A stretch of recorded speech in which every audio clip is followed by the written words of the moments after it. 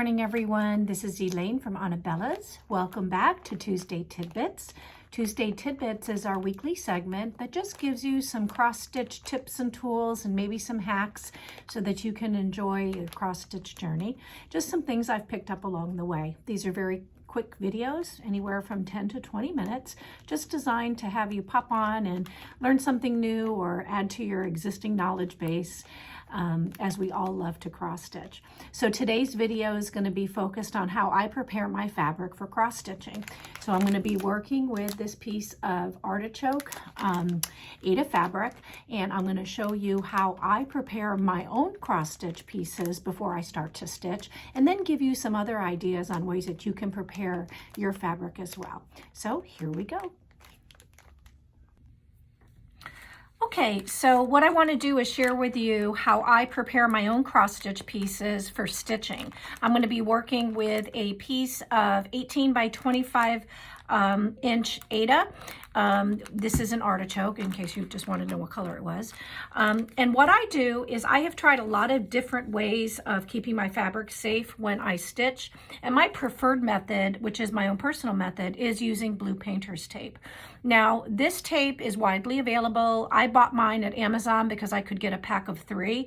And I prefer the 1.5 inch width. Now, they also sell it in 3-inch widths and perhaps 1-inch widths, but I find the 1.5 inch is the easiest way to, the easiest length to use, the width to use. Okay, so I've already gone ahead and done all of the sides. I'm just going to show you my last side so that you can see. The reason that we secure our fabric and protect it is, as you can see right here, it begins to fray. And because you're handling it so much, as you begin to stitch, these edges, if they're not protected, will begin to fray and will eat away at your workable space. So the best way to protect your fabric is to either use painter's tape or one of the other methods I'm going to show you. So the way that I do it is I just take the tape, I use a flat surface, usually my countertop, and I just start at one corner and at the halfway point, so you can see I'm halfway here, and I just lay it across, and when I get to the end, I gently tear it, and of course you can use the scissors. Then I flatten it, flip it over, and then just fold it down. Okay, so I'm just folding it down, and that's it. And then if you have a piece at the end, you can either cut it off or fold it down. That's it. That's all I do. And I do it all the way around, all the edges, except for the bottom, or I call it the bottom. This comes with a band, so you don't need to, this won't fray. I usually keep this piece at my waist, at my stomach, because it takes the most beating against my clothes and against my hands, and I don't have to worry about, it sticking to me if a piece unravels of the blue tape or of it getting ruined. So there you go. That's how I do it. It's worked for me for decades. I actually started back in the day with masking tape, which you could use, but I just found that when the time comes to tear this blue painter's tape away when you're done, this is a lot gentler, it appears to me, than masking tape, and that's the reason I do use the painter's tape. Now, there are a couple other ways that people go ahead and protect their fabric, so let me share with you 2 other ways. One is this great product called FreeStop. Now, this is the brand that we sell in the shop. However, FreeStop is widely available under a lot of different brands. So, you can buy it at ANANABELLA'S, or you can certainly go to Amazon or Joann's or Michael's, and I'm sure you'll find it there.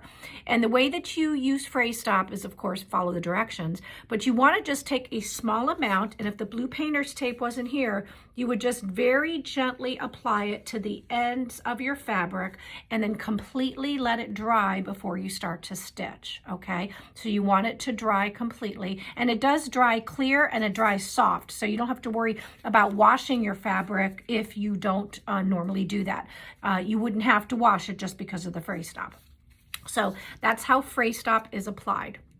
Now, some of the other ways that people secure their fabric also happens to be a method that I use quite a bit as I'm stitching, and they use clover clips. Now, these clover clips, which I bought on Amazon, and there's a link below, come in a box, so you can get a full box of these clover clips. And what I do is, or what you can do, and I'm just going to do it on half of this, you can just very gently fold your fabric and then just secure it in a couple spots with a clover clip. Now, as you're stitching, as you can see, I can stitch and this doesn't impede me at all, okay? And it keeps my fabric safe, it's tucked, and it keeps it from fraying. Now, because this side would be tucked under my hand, you can also take another clover clip and just attach it here. And then if I were to be stitching right now, as you can see, I can stitch without any problem, and all of the edges of my fabric are protected. So I do use clover clips as a way of holding my fabric, but a lot of people will use the clover clips in lieu of painter's tape or FreeStop or anything else, and they just very gently fold and clip, and then they begin their stitching. Now, you don't have to protect your fabric at all. If you have a small piece, you can simply use a small hoop. A small hoop will allow you to stitch, you know, within the hoop, and then your fabric will lay underneath it. And it's very unlikely that when you're doing a small project that you would have any fraying that would affect your finished piece by not protecting it. So feel comfortable stitching in a small hoop any small cross-stitch projects without protecting the fabric. So that's it. Those are just some really easy ways for you to you know, protect your fabric as you stitch. As I said, blue painter's tape is my go-to, but give all the different ones a try. You know, you might find that there's a particular method that you prefer the most. I do hope that you've enjoyed this very, very quick segment. As I promised, Tuesday Tidbits will be very brief, 10 to 20 minutes, just to give you a little bit of information that you can either add to your existing knowledge base, or if you're new to cross-stitch, might help you as you begin this wonderful journey of cross-stitching, which we all love. I hope you will ring the bell. It's very important to me, and that you subscribe to my channel and let your friends know about ANANABELLA'S and about this floss tube. I do hope that I will see you again on Friday, and I hope that you have a wonderful week doing all the things you love with the people that you love the most. Thank you so much for tuning in, everybody, and I'll see you on Friday. Bye-bye. I forgot to add that there's two other ways you can also protect your fabric. If you have a serger, you can use the serger to serge your edges all the way around your fabric, and you can also hand stitch a running stitch all the way along your edges. So sorry about that, but I wanted to make sure to pop back on and let you know about those two additional methods. Thank you so much. See you later. Bye-bye.